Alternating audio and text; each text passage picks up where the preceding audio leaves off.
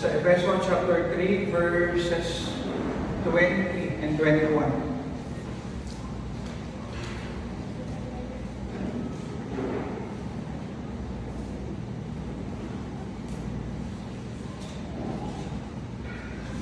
Tayo po nanalangin. Kinikilala po namin, Panginoon, aming Ama na nasa langit, na hindi po sapat ang aming karunungan, ang aming kalakasan upang maunawaan namin ang iyong mga salita. Tanging ang iyong Holy Spirit lamang ang may kapangyarihan na i-reveal sa amin ang aming mga puso. Ipaunawa sa amin ang iyong mga salita. I-rebuke kami, challenge kami, bigyan kami ng comfort at strength upang magdulot ng spiritual maturity sa amin ang iyong mga salita na aming pag-aaralan upang mag-glorify ang iyong pangalan sa buhay ng bawat isa sa amin at sa buhay ng iyong iglesia, Panginoon. Dahil ito ang gusto mong gawin, ang i-glorify ang iyong pangalan para sa luwalhati ng aming Panginoong Yesus. Amen. Amen. Okay po ba yung sound? Parang medyo nag-e-echo.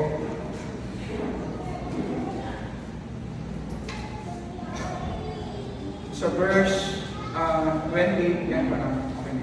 Sa verse 20 and 21, basahin po natin.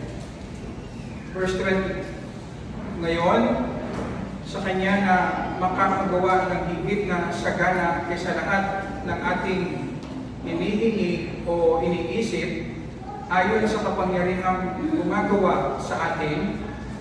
Verse 21. Sumakanya nawa ang kaluwalhatian sa Iglesia at kay Kristo Jesus sa lahat ng mga salin lahi magpakailanman. Amen.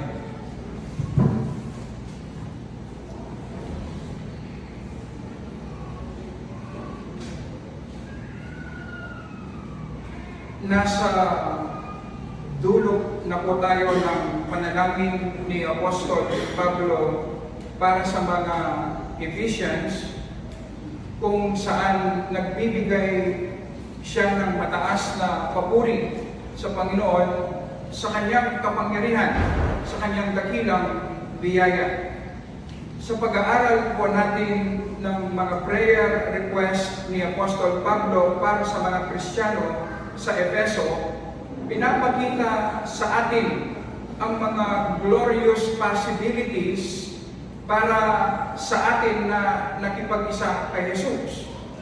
Tinuturo sa atin kung ano ang daan na dapat tahakin natin tayong mga mananampalataya. Sinasabi sa atin kung ano yung mga glorious possibilities na pwede natin maranasan kapag tayo ay nagmamature sa ating pananampalataya, kapag tayo ay sumusunod sa kalooban ng Panginoon, na mararanasan natin ang power ng Holy Spirit sa ating inner being, manahan ng permanente ang Panginoong Yesus sa ating mga puso, at maranasan natin ang kanyang pag-ibig at mapuno tayo ng kapuspusan ng Diyos. Ang sabi ni John MacArthur, kung maranasan natin ang mga prayer request na ito ni Apostol Pablo, mararanasan natin ang unlimited power ng Diyos sa ating buhay. Higit na sagana kaysa lahat ng ating hinihingi o iniisip. Magiging mighty instrument tayo sa kamay ng makapangyarihang Diyos. Saan mang sitwasyon naroroon tayo, gaano man kahirap ang ating nararanasan, ay mararanasan natin, magmamanifest ang kapangyarihan ng Panginoon sa ating mga buhay basta nakasubmit po, basta nakasubmit ang ating buhay sa Kanya. Sa John 14, verse 12, sinabi ng ating Panginoong Yesus sa kanyang mga disipulo at ito ay nagbibigay ng encouragement sa atin. Katotohanan sinasabi ko sa inyo, ang sumasampalataya sa akin ay gagawin din ang mga gawang aking ginagawa. At lalong dakilang mga gawa kaysa rito ang gagawin niya, sapagkat ako'y pupunta sa Ama.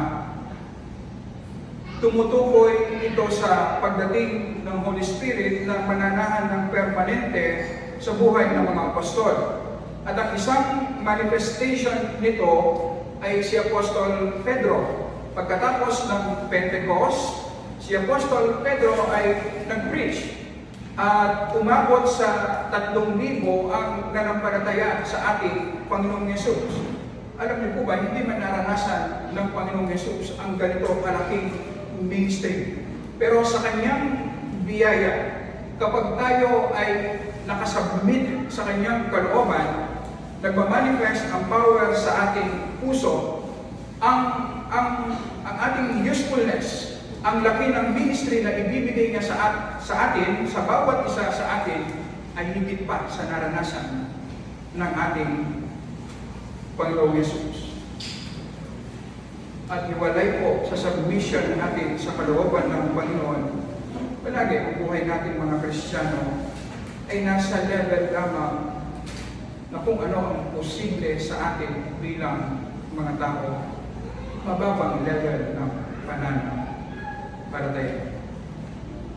Kaya naman gusto nating maranasan ang mataas na level ng pananampalataya, ang mapuno tayo ng kapuspusan ng Diyos. Pero meron tayong duda, meron doubt, na para bang masyadong mataas yan para sa atin. Imposible para sa ating mga ordinaryong mananampalataya. Ito po ang nakikitang problema ni Apostol Pablo. Kaya kahit sa kanyang doxology na nagbibigay siya ng mataas na papuri sa Diyos, ay mayroong kasamang exhortation sa mga Ephesians at para sa atin din patungkol sa kapangyarihan ng Panginoon. Ang isang mabisang pamatay sa duda ay ang malinaw na kaalaman sa kapangyarihan ng Diyos. Sa ating mga tao, imposible. Pero pagdating sa Diyos ay posible. Kaya ito ang focus ng doxology ni Apostol Pablo. Gusto niyang ipalinaw sa atin at makita natin ng malinaw ang kapangyarihan ng Panginoon. Isang bagay na tinuturo sa atin pagdating sa ating self-examination na ginagawa natin araw-araw sa ating daily devotion. Kung papansinin po natin, hindi naman diretsahang sinabi ni Apostol Pablo sa mga Ephesians na kayo ay nagdududa, kaya kailangan niyong makita ang kapangyarihan ng Panginoon. Hindi po ganyan ang pagkasulat. Ina-assume ni Apostol Pablo dahil inspired siya ng Holy Spirit na mayroong pagdududa sa puso ng mga Ephesians, sa puso nating mga mananampalataya. Kaya ang klase ng kanyang doxology ay nakafocus sa kapangyarihan ng Panginoon upang bigyan lunas ang pagdududa sa ating mga puso. Napapansin niyo po ba na kilala tayo ng Panginoon? Nakikita ng Word of God ang ating mga puso ng malinaw.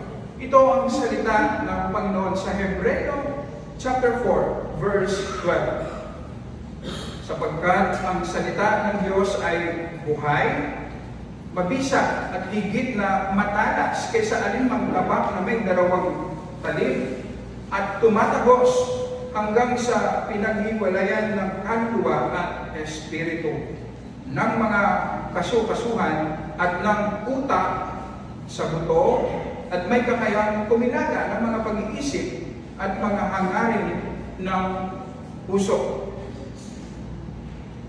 Nakikita tayo ng hubad ng malinaw ng salita ng Panginoon.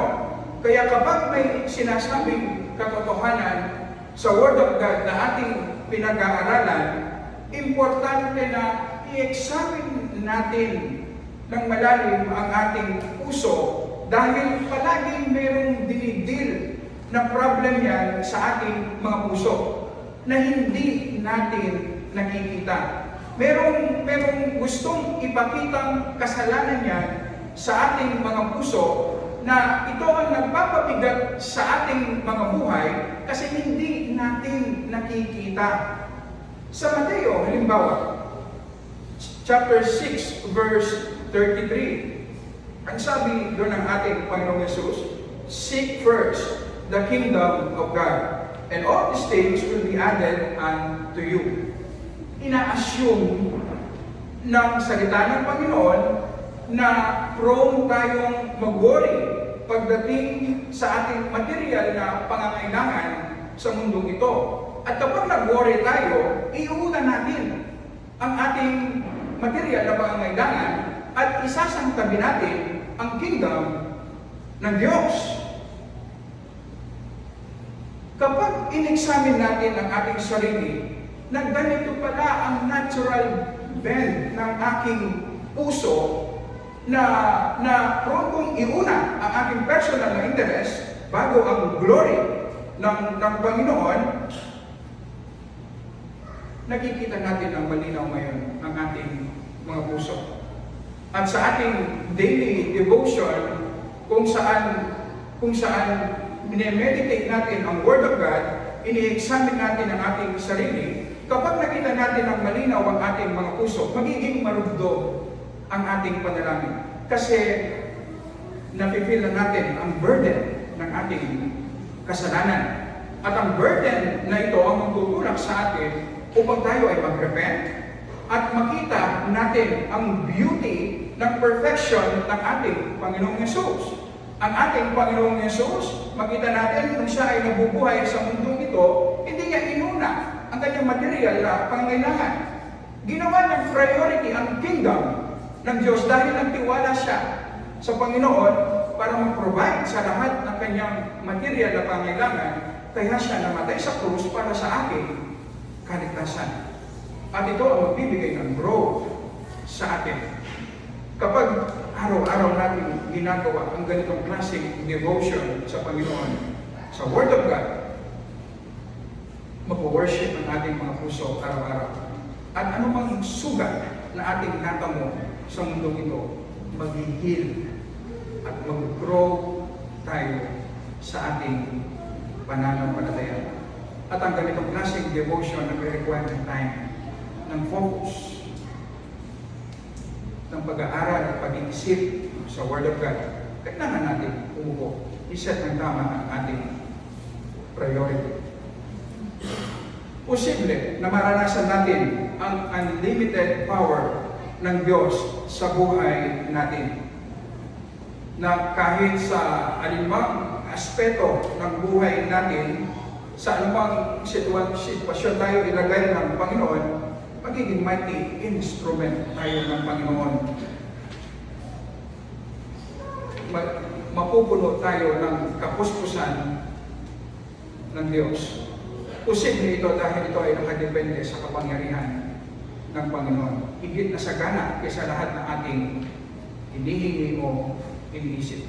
Kaya naman si Apostol Pablo bilang isang pastor, pinapakita niya sa atin at sa mga Ephesians ang kapangyarihan ng Panginoon. Gusto tayo i-encourage na magpatuloy sa ating pananampalataya. Una, nakita natin ang kapangyarihan ng Panginoon objectively. Pangalawa, nakita natin ang kapangyarihan ng Panginoon sa ating experience. Pangatlo, ito ang panghuli, ipapakita niya sa atin ang kapangyarihan ng Panginoon sa kanyang iglesia.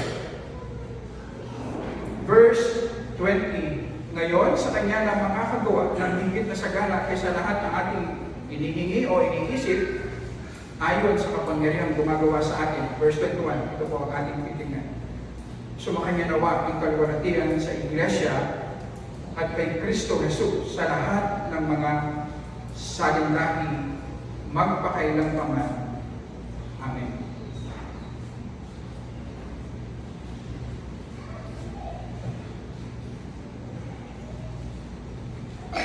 masisilip natin dito ang progress ng manifestation ng kapangyarihan ng Panginoon. Mula sa kapangyarihang bumuhay muli kay Jesus mula sa mga patay, ito rin ang kapangyarihang ginamit ng Panginoon upang bigyan tayo ng bagong spiritual na buhay upang tayo ay manampalataya ng tunay kay Jesus at magkaroon tayo ng buhay na walang hanggan. Ito rin ang nagpapabanal sa atin. Na ang layunin pala ng Panginoon kung bakit niya tayo niligtas individually at pinapabanal ay para mag-create ang Panginoon ng church. Ito ang napag-aralan po natin na bagong humanity sa chapter 2 verse 15 ng Ephesians. Ang church kung saan magmamanifest ang glory ng Panginoon. At ito ay siguradong magkakaroon ng katuparan dahil nakadepende ito sa kapangyarihan ng Panginoon. Nagliligtas ng mga individual na tao ang Panginoon na ang layunin niya ay magdala ng bagong humanity.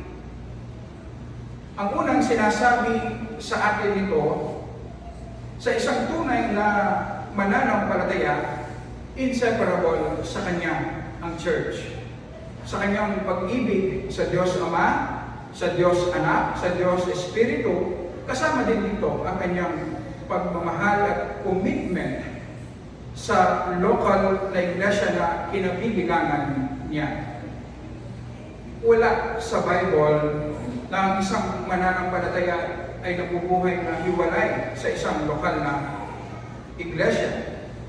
Kalooban ng Panginoon na kung ikaw ay nagpapahayag ng pananampalataya, ay i-commit mo ang iyong sarili sa isang lokal na iglesia kung saan ipapamuhay mo ang iyong pananampalataya kasama ng mga ibang niligtas ng Panginoon. Dahil gustong i-glorify ng Panginoon ang kanyang sarili sa kanyang iglesia. Dahil hindi lang nagliligtas ang Panginoon, kundi gusto niya mag-create ng bagong humanity.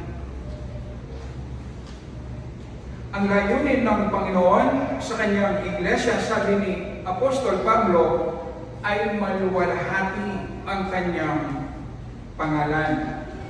Si Sinclair Ferguson ang nagsabi, ang sabi niya ay ganito, His glory is the visible expression of His invisible perfection, a display of the harmony of all His personal characteristics.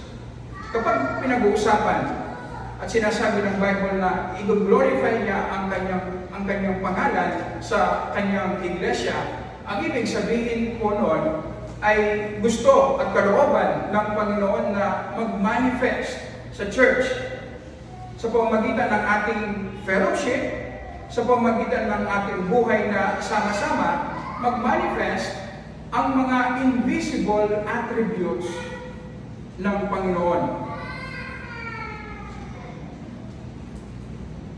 Sa Roma chapter 1, verse 20, sinasabi ni Apostol Pablo bilang condemnation sa mga taong hindi mananampalataya na base sa makikita nila sa creation ng Diyos sa mundong ito, ay makikilala nila ang eternal power ng Diyos. Makikilala nila ang divine nature ng Diyos kung titignan lamang nila ang creation ng mundong ito. Sa Awit chapter 19 verse 1, nagpapahayag ng kalwalatian ng Diyos ang kalangitan. At ang mga gawa ng kanyang kamay ay niyahayag ng kalawakan. So kapag nakikita natin ang mundong ito, nakikita rin natin na mayroong eternal na Diyos na powerful, na siya lamang ang may power na mag-create ng ganitong klaseng mundo. Sa higit na mas mataas na level, ganito rin ang gustong gawin ng Panginoon sa kanyang church, na ipakita sa lahat sa pamamagitan ng buhay ng kanyang iglesia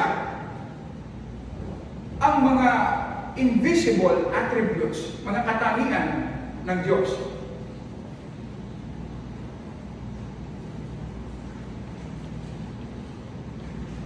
Ang goal ng church, makikita po natin sa pamamagitan ng ating sama-samang buhay, fellowship, ay i-manifest natin ang mga invisible attributes ng Panginoon. I-showcase natin sa mga angels at sa mga tao sa mundong ito kung sino ang Panginoon sa pamamagitan ng ating buhay. Magkakaroon tayo ng tamang pananaw ngayon sa kung ano ang dapat na maging layunin at priority ng isang iglesia. Ano ang dapat natin i-expect sa ating church? Ang church ay hindi po nag-exist para ibigay kung anong gusto ng mga members. Hindi po. Hindi po nag-exist ang iglesia para gawin komportable ang mga miyembro. Hindi po.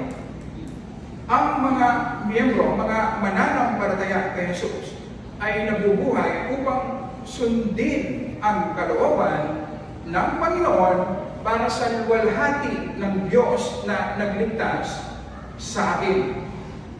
May mga pagkakataon na kailangan tayong suwayin upang maitama ang mali.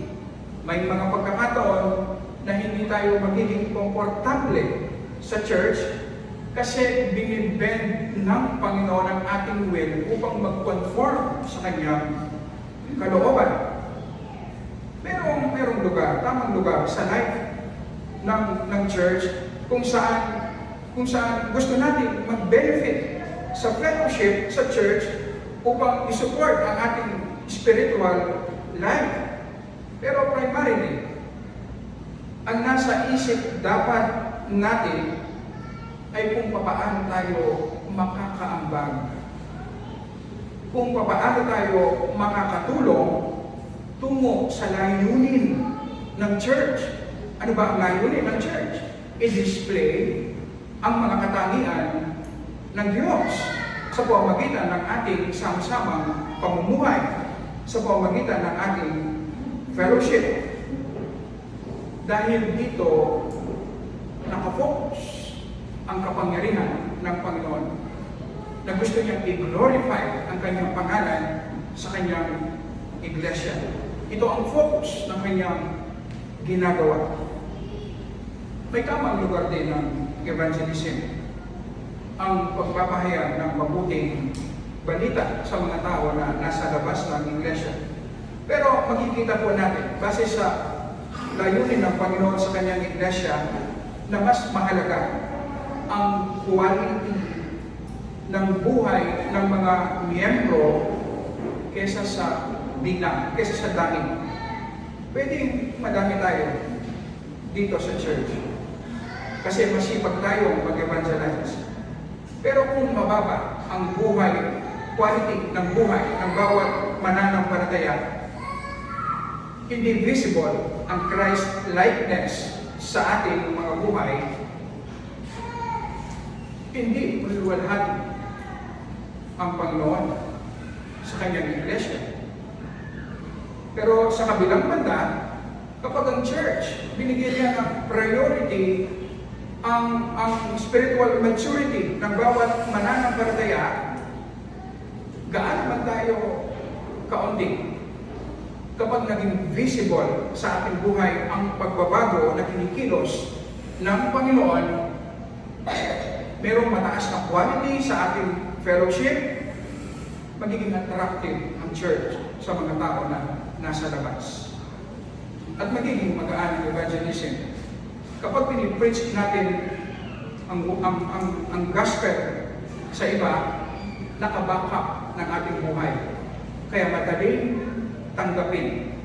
Kaya madali para sa mga tao na manampalataya kay Kristo. At darami at mag-grow ang church kung magkakaroon tayo ng tamang priority.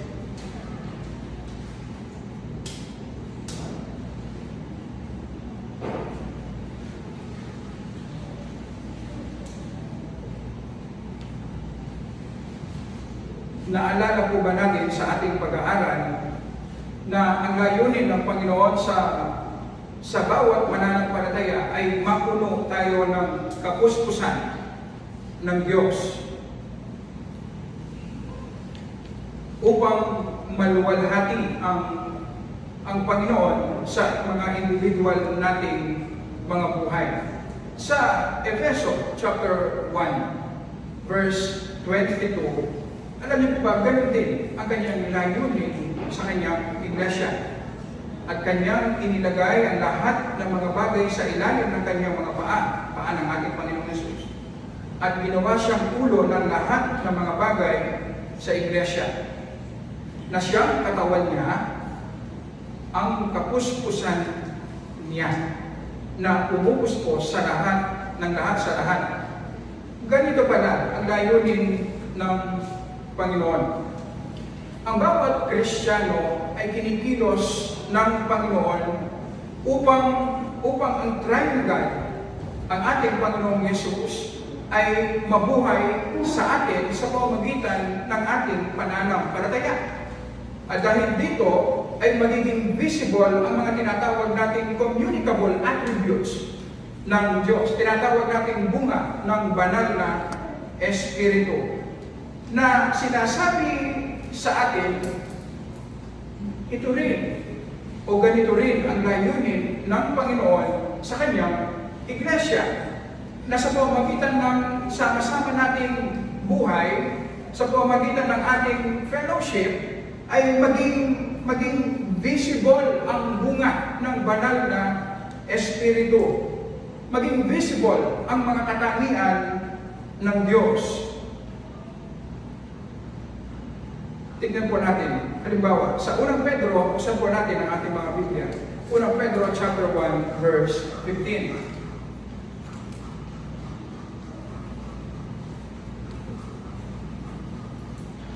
15 and 16. Unang Pedro chapter 1, verses 15 and 16.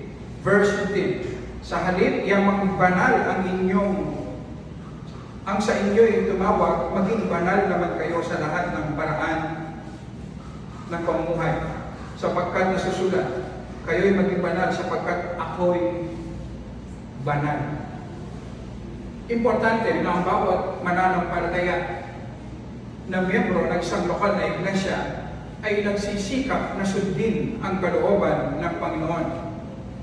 Sa pamamagitan ng ating intimate communion sa Panginoon na tinatawag nating daily devotion natin sa Word and Prayer, ang magiging bunga niyan ay pagsamba. At ang bunga ng ating pagsamba ay masigasig na pagsunod sa kalooban sa mga kautusan ng Diyos. Magbubunga ng buhay na consecrated sa Panginoon. Ito ang tinatawag na holiness. Kaya naman, ang isang mark ng isang tunay na iglesia ay pinapatupad niya ang church discipline. Hindi po natin pwedeng pabayaan na mayroong miyembro sa ating iglesia na nabubuhay sa kasalanan sa ngalan ng pag-ibig. Ang pag-ibig po nating mga tao kasi baluktot. Hindi nakabase sa katotohanan. Ang pag-ibig natin mga tao ay lason kung ikumpara natin sa pag-ibig ng Diyos. Ang pag-ibig ng Panginoon kasi ay banal. Nakabase sa mga banal niyang kautusan. At ang goal ng church discipline ay ibalik ang isang kapatid sa pananampalataya na nagkasala publicly upang mabuhay siya sa kalooban ng Panginoon. At gagawin natin ito ng mayroong pag-ibig.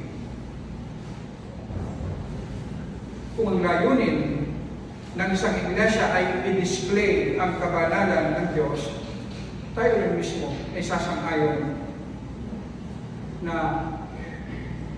at magpasailalim. Sasang-ayon na kailangan natin ang church discipline. Willing tayong sumailalim sa church discipline kung kinakailangan. Dahil ang nakataya dito ay ang imahe ng Panginoon na siya ay banal. Isang church na pinag-aralan natin sa Revelation, church sa Thyatira, na dahil sa pagtuturo ni Jezebel na isang false teacher, ay nahikayat niya ang ibang mga miyembro na i-practice ang sexual immorality. Pinabayaan siya ng church. Wala silang ginawa sa ngalan ng pag-ibig. Kaya naman, ang pangako ng Panginoon, siya mismo ang magdidisiplina sa mga miyembro na matigas sa kanilang kasalanan na ayaw mag-repent. Ang sabi niya ay bibigyan niya ng karamdaman ang mga ito. Itatapon niya sa tribulation at merong papatayin ang Panginoon kung magiging matigas sa kasalanan. Ibig sabihin po, mercy ng Panginoon kapag ang church ay ina-administer ang church discipline. Dahil kapag hindi natin ginawa ito, ang Panginoon mismo ang gagawa ng pagdisiplina. At ayaw natin directly magdisiplina ang Panginoon sa atin. Sa John chapter 13 naman, verse 34 and 35,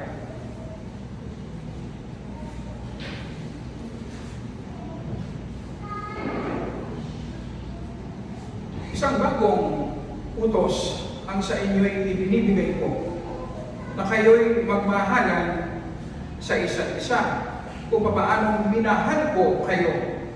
Magmahalan din kayo sa isa't isa. Sa pamamagitan nito ay makikilala ng lahat ng mga tao na kayo'y aking mga alagad, kung kayo'y may pag-ibig sa isa't isa. Mahalaga na makita sa fellowship ng isang church na merong malasakit sa bawat isa, paglilingkod sa bawat isa. Kahit yung mga taong hindi natin gusto o yung mga nakikita nating undeserving o abusado, ay pinaglilingkuran natin. Dahil ang pag-ibig ng Panginoon ay para sa mga taong hindi karapat-dapat makasalanan na kamukha natin. Na ito ang klase ng pag-ibig na ating naranasan. Handa at willing tayong tumulong kahit sa mga maliliit na bagay hanggang sa makakaya natin. Especially sa mga kapatid na nangangailangan ng tulong. At ang klase ng pag-ibig na ito ay katunayan na naranasan nga natin at naunawaan natin ang pag-ibig ni Jesus para sa atin na makasalanan. Ang isang patunay na isang Kristiyano ay lumalago sa kanyang pananampalataya, makikita mo ang kanyang buhay ay papalapit sa kanyang kapwa mananampalataya. Pinaglilingkuran niya ang kanyang kapwa mananampalataya sa abot ng kanyang makakaya, at hindi mahalaga sa kanya kung ano ang opinion o sasabihin ng ibang tao sa kanya. Ang mahalaga lang sa kanya ay siya ay isang makasalanan, pero inibig siya ng Panginoon. Naging servant ang Panginoong Yesus para sa akin na isang makasalanan, namatay siya sa krus para iligtas ako na isang makasalanan. Kapag ito ang nagdodomina at magpokontrol sa atin, makakalimutan natin ang ating sarili at hindi natin may iwasan na maglingkod, especially sa mga kapatid na tunay na nangangailangan ng tulong. Sa kabilang banda, kapag ang isang mananampalataya, makikita mo ang direksyon ng kanyang buhay palayo sa kanyang kapwa mananampalataya. Sinyalis ito na mayroong spiritual problem. Hindi gagawin ng Holy Spirit na ilayo tayo sa ating kapwa mananampalataya. Ang ibig sabihin, hindi malusog ang pananampalataya. Sa church lamang natin makikita ang mga taong makasalanan, makasarili, mataas ang tingin sa sarili, ay pinaglilingkuran at inuuna ang kapakanan ng ibang kapatid sa pananampalataya bago ang personal na interest. Especially mga kapatid na mababa ang estado sa buhay. Ginagawa nila ito hindi dahil meron silang hinihintay na kapalit. Ginagawa nila ito dahil naranasan nila ang pag-ibig ni Jesus sa kanilang buhay. At posible lang ang ganitong klaseng fellowship kung maranasan natin ang kapangyarihan ng Panginoon upang luwalhatihin niya ang kanyang pangalan. Sa John 17, verses 20 hanggang 20, basahin po natin.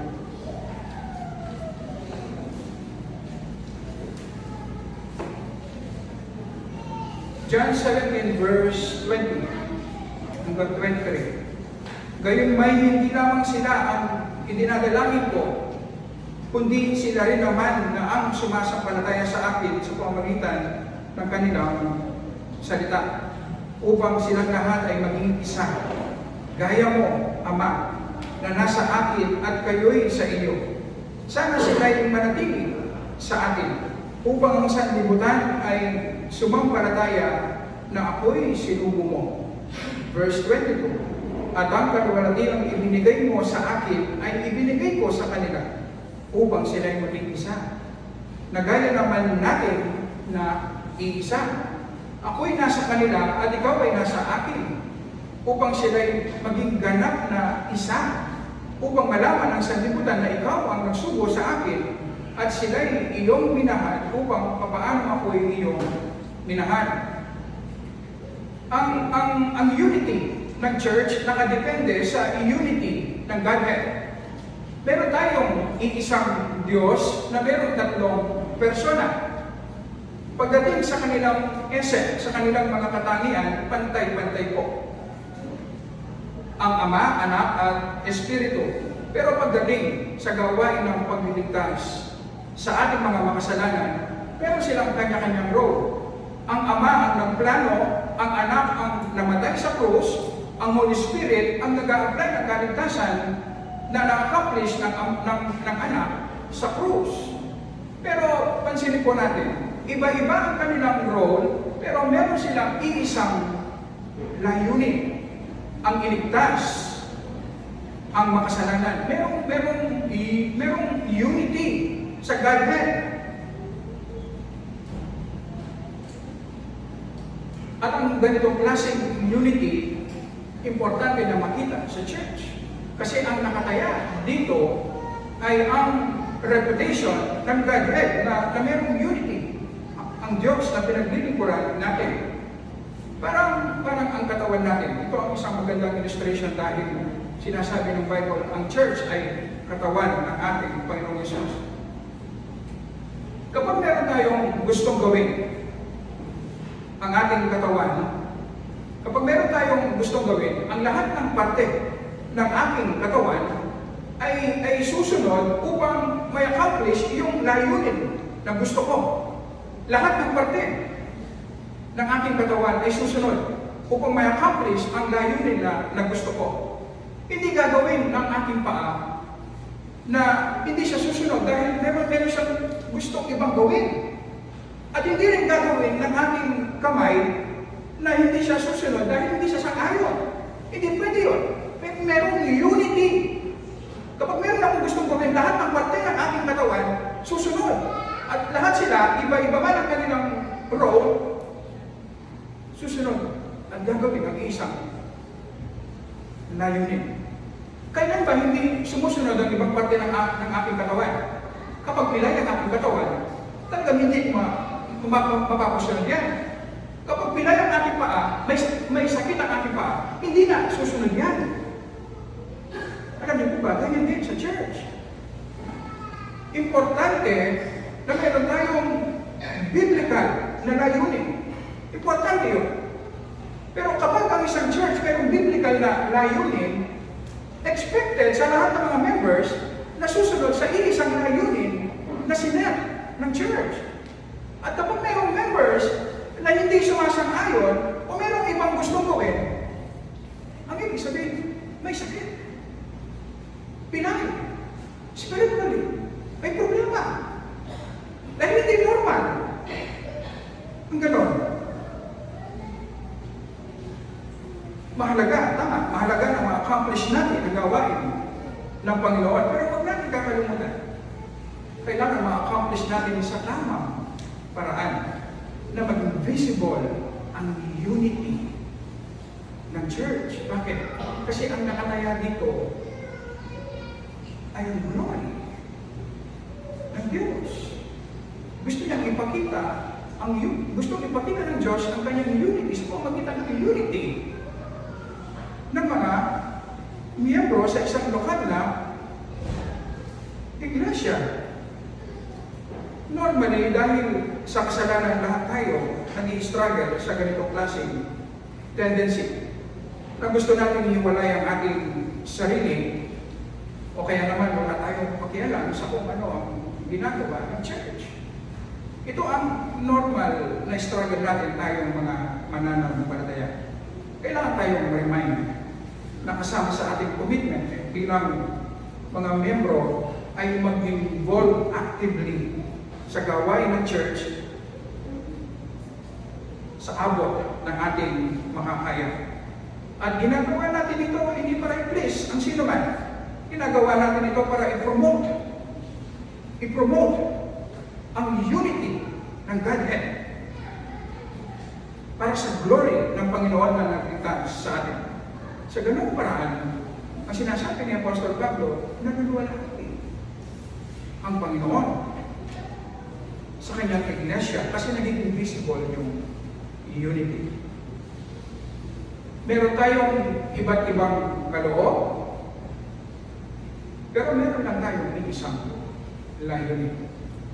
Na kapag kumilos ang church, dapat makikita mo kung healthy, malusog ang isang iglesia, parang isang katawan. Kapag kumilos ang church, lahat ng mga miyembro ay tutulong tungo sa isang layunin. Walang hiwalay, kasi malusog eh. Walang pilay. Hindi gagawa ng sarili lahat. Importante ang unity ng church. Meron ding mga special cases. Merong normal struggle sa mga mananampalataya, pero meron ding mga special cases. Marami akong naririnig na Kristiyano na within the Reformed community, alam niyo po, makikilo ang mga Kristiyano ito, na lumipat ng membership sa ibang local church na Reformed din. Anong reason? Dahil hindi sila sang-ayon sa direction ng kanilang pastor. Yung iba naman, hindi nila mapagkatiwalaan ang kanilang pastor. Alam niyo po, ganitong klaseng action, hindi po idea at hindi po unang option every time na nagkakaroon tayo ng problema sa church. Pero mayroong time, kamukha ng ating nabanggit, na ang paglipat sa isang lokal na iglesia ay ang godly solution upang magawa mo na isubmit mo ang iyong sarili sa isang leadership, sa isang lokal na iglesia na kaya mo pagkatiwalaan upang maipakita mo ang unity mo sa church. At sa ganung paraan, doon ka aabante at mag-grow bilang isang Kristyano at mag-glorify mo ang Panginoon. Kapag may ganitong case, ang church po ay willing na i-facilitate ang transfer dahil ito ay biblical. Biblical.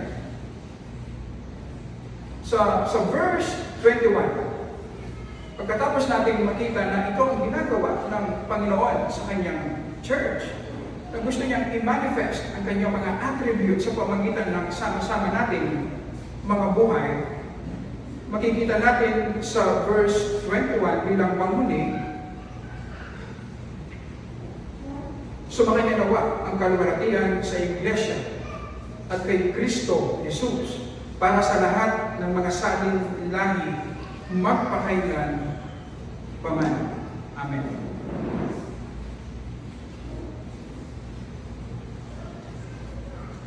ang church po ay inseparable sa ating Panginoong Yesus.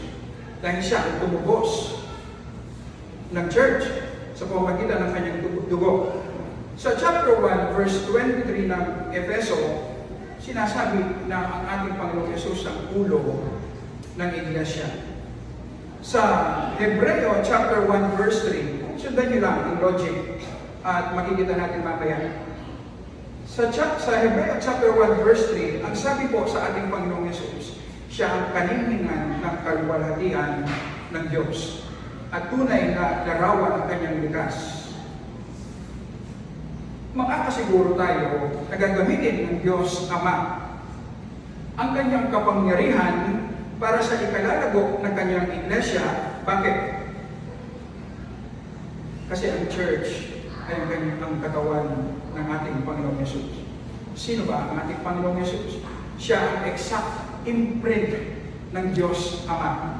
Ang ibig sabihin, kapag nakikita natin ang pag-ibig ng ating Panginoong Yesus sa Bible, ang kanyang mercy, ang kanyang holiness, ang kanyang grace, ito ay eksaktong reflection ng mga katangian ng Diyos Ama. So ang ibig sabihin po, kapag nilalwalhati ng Ama ang anak sa kanyang iglesia, nilalwalhati ng Ama ang kanyang sarili. Nagiging visible din sa church ang kanyang sariling attributes, sariling katangian.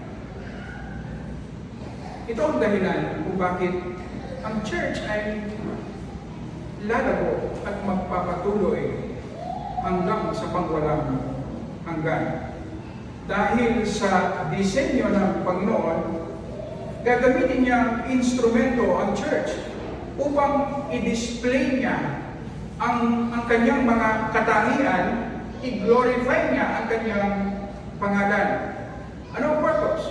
Upang ang mga angels sa langit ay mag-increase ang kanilang pagsamba sa Diyos. Upang tayo ang kanyang mga niligtas dito sa mundong ito hanggang sa pangwalang hanggan ay mag-increase at magpatuloy tayo sa pagsamba sa Diyos, sa kanyang pagliligtas sa atin.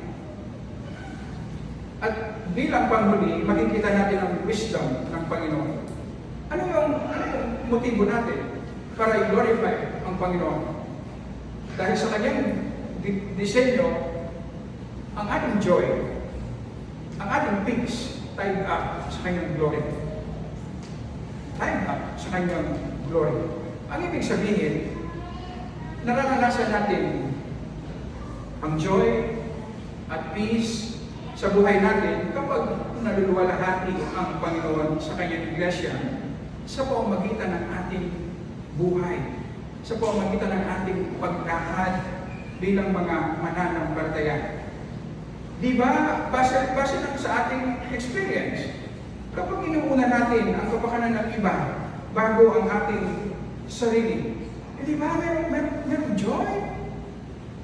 Meron tayong joy na nararanasan.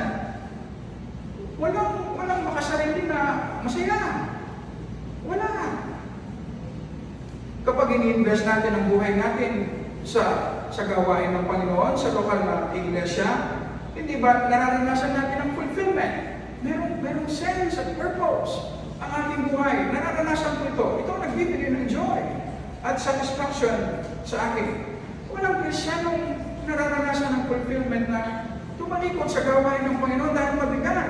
Dahil gusto niyang i-preserve ang kanyang sarili. Gusto niyang maging komportable. Walang masayang Kristiyano na gano'n ang kanyang buhay. Kapag isinusulong natin sa pamagitan ng ating buhay, ang unity ng church sa pamagitan ng ating paglakad bilang mga Kristiyano, nararanasan natin ang peace. At nagdudulot din tayo ng kapayapaan sa ibang mga tao. Hindi magiging masaya ang isang Kristiyano na nag-create ng problema at disunity sa church. Ang simpleng mensahe sa atin, dahil ang church ay magpapatuloy hanggang sa eternity, pag walang hanggan, at siya ang pinili ng Panginoon bilang instrumento upang sa pamamagitan ng church, i-display ng Panginoon ang kanyang mga katangian. Sinasabi sa atin ni Apostol Pablo, ito ang focus ng kapangyarihan ng Panginoon. Ang ibig sabihin, ang sovereignty ng Panginoon sa buong mundo, ang kanyang absolute control sa buong mundo ay ginagamit niya para sa ikalalago ng kanyang iglesia. So kung ako ay isang mananampalataya, kung saan naka-invest ang power ng Panginoon, doon ko rin i-invest ang ating buhay. Kung nag-iisip tayo ng tama, dahil ito ang magpapatuloy sa walang hanggan, at ito ang magbibigay ng joy, peace, sense of fulfillment sa ating mga buhay.